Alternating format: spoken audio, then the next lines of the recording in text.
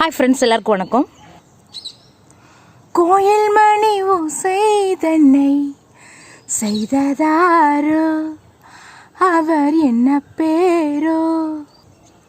ஏனுங்கக்கா, ஏதோ உன்ற தோட்டத்தில் மணத்தக்காளி பழம் சாப்பிட்றதுக்கு நிறைய கிடக்குதுன்னு அடிக்கடி சுற்றி சுற்றி வர்றேன். பாட்டு பாடியே பயமுறுத்துறீங்கோ. கோயில் மணி ஓசை தன்னை கேட்டதாரோ, அவர் என்ன பேரோ? அட போங்க, மணத்தக்காளி பழம் மட்டும் இல்லாமல் நிறைய கொய்யாப்பழம் பப்பாளி பழமெல்லாம் உன்ற தோட்டத்தில் இருக்குதுன்னு தான் பறிக்க வந்தேன். பாட்டு பாடியே கொள்றீங்க போங்க. ஓகே கோச்சுக்காத பச்சைக்கிளி.